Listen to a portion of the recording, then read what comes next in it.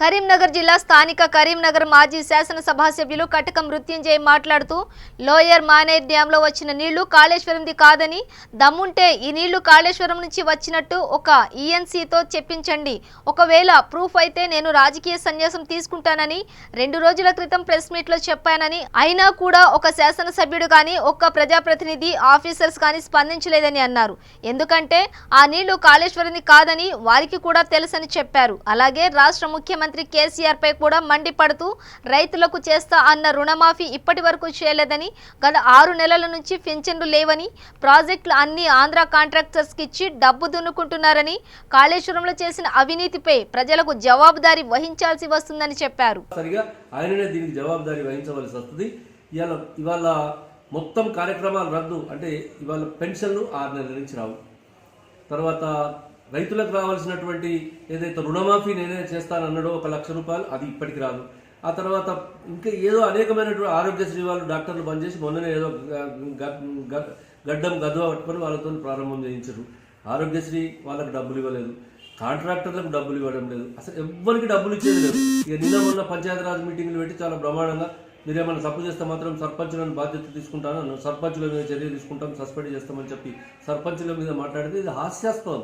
కేసీఆర్ గారు, మీరు గత ఎన్నికలలో మాట్లాడి 2014లో మాట్లాడిన వాటికి ఇప్పటికి పూర్తి కాలేదు, మొన్న ఎన్నికలలో మాట్లాడిన ఇప్పటికి మొదలు కాలేదు. అసలు మీకేం బాధ్యత లేదా? మిమ్మల్ని ఎవరు తీసేటోళ్ళు లేడా? తప్పకుండా ఈ కాళేశ్వరం ప్రాజెక్టులో జరిగినటువంటి అవినీతి, ఈ కాళేశ్వరం ప్రాజెక్టు లోపల మీరు పెట్టినటువంటి ఖర్చు, దీన్ని ప్రజలకు జవాబుదారీ వహించవలసి వస్తుంది. ఎట్టి పరిస్థితులలో కూడా అవసరమైతే కేంద్రమో రాష్ట్రమో ప్రజలు ఏదో విధంగా నిన్ను ప్రశ్న చేసేటువంటి సమయం వస్తుంది. ఆనాడు నువ్వు తప్పించుకోలేవు కేసీఆర్.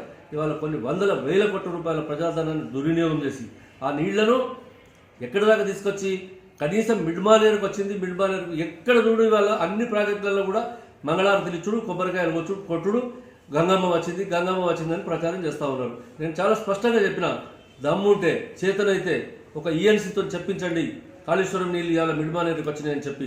నేను రాజకీయంగా నేను సన్యాసం తీసుకుంటా, రాజకీయాలు మానుకొని నేను ఇంట్లో ఉంటా అని కూడా ఇంత స్పష్టంగా చెప్పిన తర్వాత ఒక్క శాసనసభ్యుడు, ఒక్క ప్రజాప్రతినిధి నుంచో లేకపోతే ఒక్క ఆఫీసర్ దగ్గర నుంచి ఒక ఖండం చేయలేదు. అంటే వాళ్ళకి తెలిసింది, అంటే ఉత్తానే ప్రజలందరినీ తీసుకొని పోయి నీళ్ళు ఎక్కడి అంటే కాళేశ్వరం నీళ్ళు వచ్చినాయి. కాళేశ్వరం నుంచి ఒక్క చుక్క నీళ్లు కూడా రాలేదు. 20 కోట్లు 30 ఒక రోజు మిషన్లు నడిపితే 20 కోట్ల రూపాయలు ఖర్చు అవుతుంది. ఆయన ఒక్కసారి బెంబేలు ఎత్తిపోయి మొత్తం ఈ కరెంట్ అంతా అక్కడ పోతే ఊళ్ళల్లో పట్టణాలలో కరెంట్ లేని పరిస్థితి ఏర్పడితే ఇక ఆపమని చెప్పి ఇవాళ దాన్ని బంద్ చేసుకున్నారు. ఒక్క దినం నడిపిస్తే 20,000 కోట్ల రూపాయలు, 20 కోట్ల రూపాయలు ఖర్చు వస్తుంది దానికి. నేను ఇవాళ చెప్తా ఉన్నా, మిడ్మానేరు వరకు ఈ ప్రాజెక్టు నీళ్లు సరిపోతాయి. మిడ్మానేరు తర్వాత ఆయన కొండపోచమ్మను మల్లన్న సాగర్ ఏదో తీసుకుపోవాలనుకుంటుందో దానికి రాష్ట్రం యొక్క బడ్జెట్ మొత్తం పెట్టినా కూడా అది పోదు. ఆ నీళ్లు మినరల్ వాటర్ బాటిల్ వంటి ఎంత ఖర్చు అవుతుందో కొండపోచమ్మ నీళ్ళు అంత ఖర్చు అవుతుందని చెప్పి నేను ఈ సందర్భంగా చెప్తా ఉన్నా. దీనికి తప్పకుండా ఈ ప్రజలను ఇబ్బంది పెట్టినటువంటి, ప్రజాధనాన్ని దోపిడీ చేస్తున్నటువంటి చంద్రశేఖరరావు బాధ్యత వహించవలసి వస్తుంది.